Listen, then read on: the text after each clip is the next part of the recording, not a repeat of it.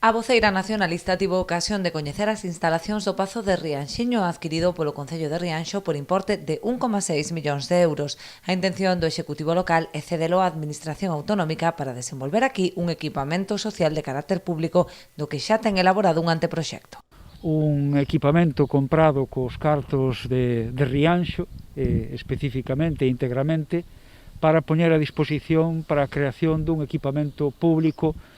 de asistencia, un centro de día na localidade. Quería que coñecera o espazo que estamos dispostos a ceder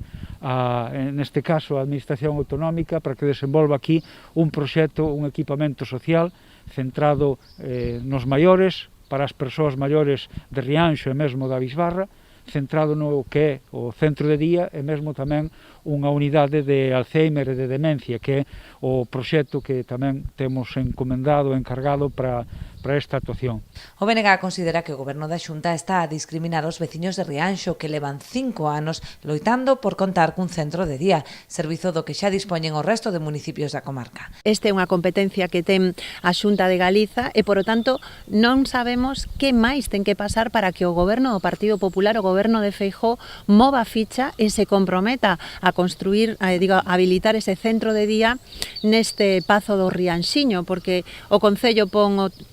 o espazo, ten toda a disposición de colaboración e vemos que falla un goberno do Partido Popular que non prioriza os servizos públicos e que dá a sensación de que quere discriminar os veciños e veciñas de Rianxo. Durante a súa estancia en Rianxo, Ana Pontón visitou tamén algunhas escolas rurais do municipio, o segundo de toda Galicia que mantén máis unitarias nas parroquias. A voceira nacionalista aproveitou ademais a súa presenza en Rianxo para apoiar as reivindicacións do Concello e da veciñanza para a posta en marcha do servizo de ADO que xa debería estar implantado no municipio.